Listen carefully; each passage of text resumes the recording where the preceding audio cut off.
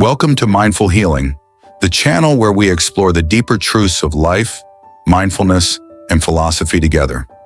Life is unpredictable. Have you ever asked yourself, why do bad things happen to good people?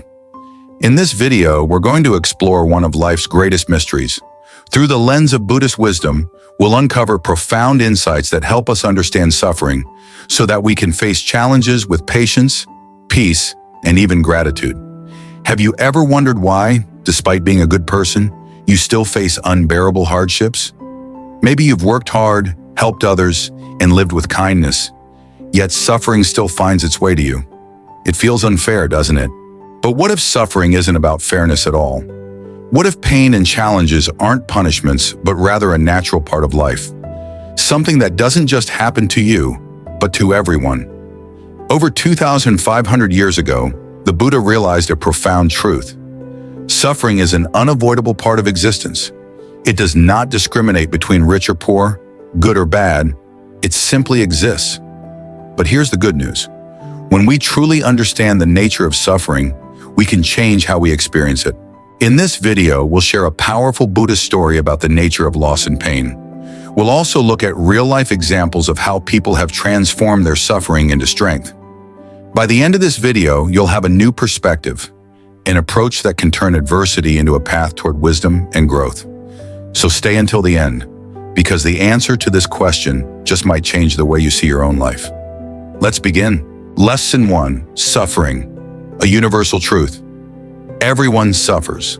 When Siddhartha Gautama, the man who would later become the Buddha, attained enlightenment, the first truth he realized was this: life is full of suffering. This is the foundation of the Four Noble Truths in Buddhism. Dukkha, suffering, is an inevitable part of existence. Suffering is not reserved for good or bad people. It is universal. Every living being, regardless of their status, morality, or choices, will experience pain and hardship in different ways. However, the way we perceive suffering determines how we experience it. Many people believe that suffering is a punishment, that bad things happen because they did something wrong. However, Buddhism teaches that suffering is not a divine punishment, nor is it solely based on a person's morality. It is the result of causes and conditions, a concept known as karma, which we may not always see immediately. The story of Kisa Gotami, understanding universal loss. To illustrate this truth, let's explore a powerful Buddhist story about Kisa Gotami. Kisa Gotami was a young mother who deeply loved her child, but one day her child suddenly fell ill and passed away. Overcome with unbearable grief, she refused to accept reality. Holding her child's body in her arms, she desperately searched for a cure, hoping to bring the child back to life. People pitied her pain, but no one could help. Finally, someone advised her to seek the Buddha. When she approached the Buddha, he compassionately told her that he could help. But first, she needed to bring back a handful of mustard seeds from a family that had never experienced death. Filled with hope, Kisa Gotami hurried off to find the seeds.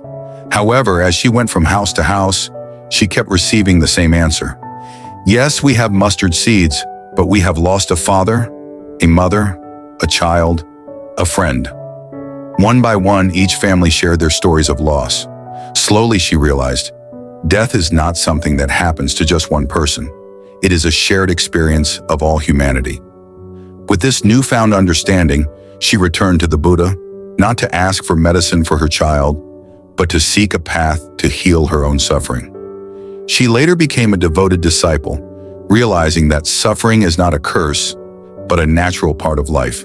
Reflecting on the suffering around us. Take a moment to think about the people around you. No one is completely happy forever. The wealthy may suffer from loneliness or the stress of maintaining their fortune. The powerful may struggle with political battles, manipulation, or fear of losing control. The poor may experience hardship due to financial struggles. A loving person may suffer heartbreak and betrayal. A hardworking individual may feel overlooked or unappreciated. Even an innocent child may suffer simply because they were born into a broken home. This means suffering is not something that only happens to the unfortunate. It is woven into the fabric of life itself. We cannot escape suffering, but we can understand it to live more peacefully. Is suffering a punishment? Many people believe that when they suffer, it means they must have done something wrong. that their pain is punishment for past mistakes. But the Buddha did not teach this. Buddhism does not view suffering as a punishment from a higher power or supernatural force. Instead, suffering is seen as the result of causes and conditions, a combination of different factors that create an outcome. Think of a storm. It doesn't form because of just one reason. It happens because of multiple elements coming together. Similarly, suffering does not come from a single cause. It is the result of countless conditions, some we create and some shaped by the world around us. Changing our perspective on suffering. Instead of blaming ourselves or resenting life, we can shift our mindset about suffering. If we understand that it is a natural part of life, we can learn to accept it with a calmer heart.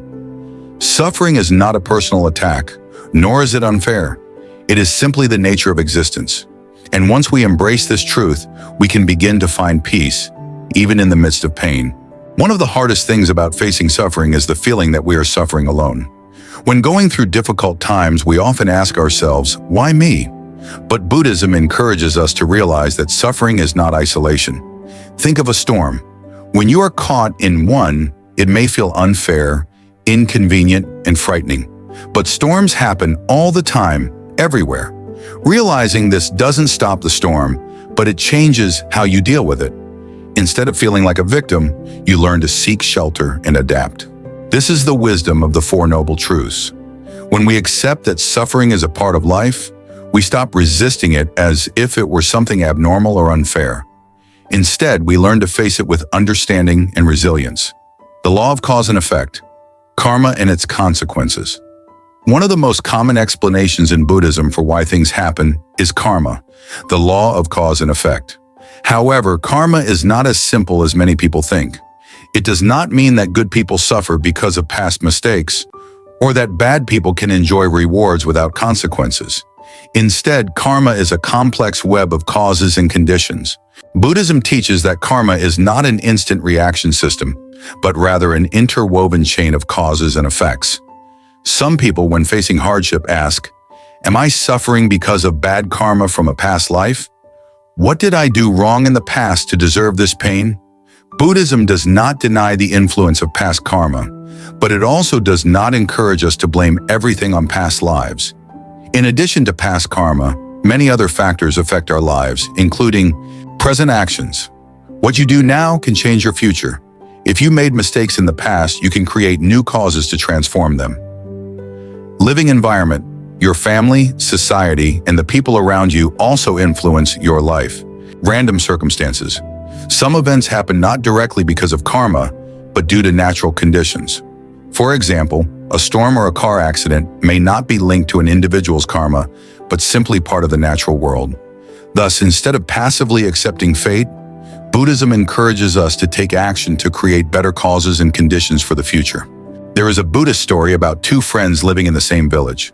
One was hardworking, always doing good deeds and helping others. The other was lazy, selfish, and often caused trouble.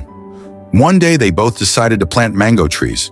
The hardworking man watered his tree every day, fertilized the soil, and took care of it carefully.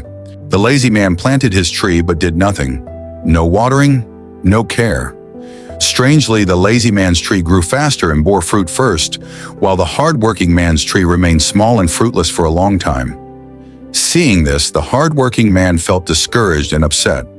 He went to a Buddhist monk and asked, "Why is it that I take care of my tree so carefully, yet it does not bear fruit while my friend does nothing, and his tree gives him sweet mangoes?" The monk smiled and replied, "His tree may have been planted in fertile soil from the past, so even with little care, it bears fruit quickly. But if he continues his laziness, his tree will soon lose its nutrients and stop producing fruit. Your tree, though slow, is building strong roots. Once it begins to bear fruit, it will give you sweet mangoes for a long time." This story shows that karma does not always give instant results, but it is always fair over time. A common misunderstanding about karma is that it is fixed destiny, that everything is already decided and we cannot change anything. This is a big misconception. Karma is not a life sentence. Buddhism teaches that everything can change as long as you plant the right causes. If you are struggling today, keep doing good, be patient, and wait for the right conditions. Do not be discouraged if you don't see results immediately. The law of karma is a natural principle.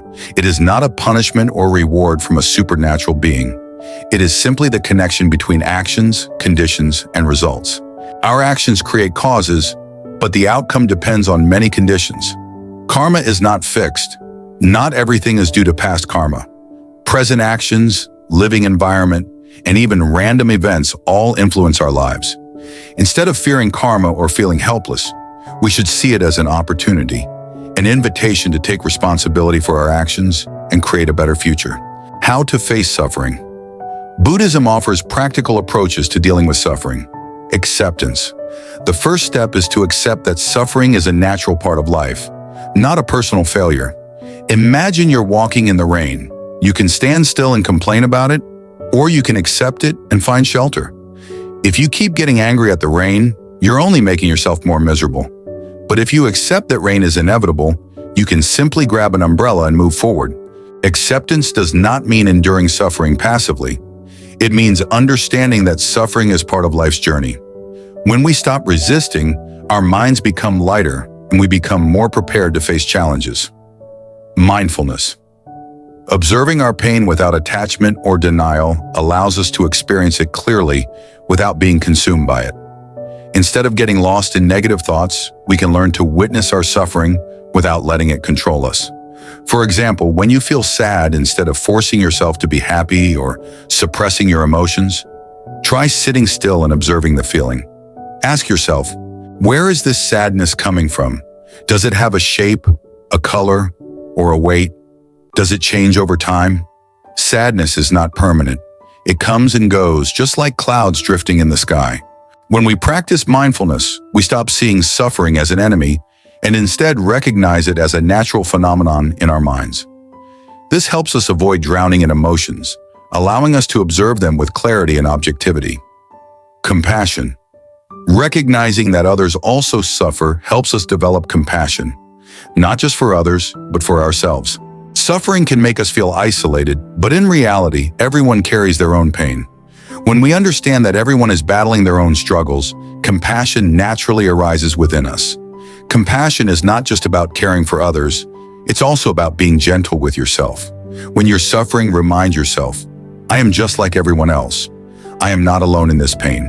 When you embrace yourself with kindness, you will feel a deep sense of relief. Right action. Instead of feeling helpless, we can take wise steps to deal with our challenges. Rather than getting lost in suffering, we can take action to change our situation, or at the very least, change our perspective on it. Suffering is an unavoidable part of life, but how we face it determines how much it affects us. By accepting reality, practicing mindfulness, cultivating compassion, taking the right actions, we can transform suffering from a burden into an opportunity for growth. When facing difficulties, remember that you are not alone. Everyone has their own pain, and everyone has the ability to overcome it. If you change your perspective, practice patience, and treat yourself with kindness, you will find peace, even in the hardest moments. Life is not always easy, but with wisdom and understanding, you can learn to walk through the rain and still feel warmth from within. Buddhism does not promise a life without suffering. Instead, it teaches us how to face suffering with wisdom, courage, and compassion.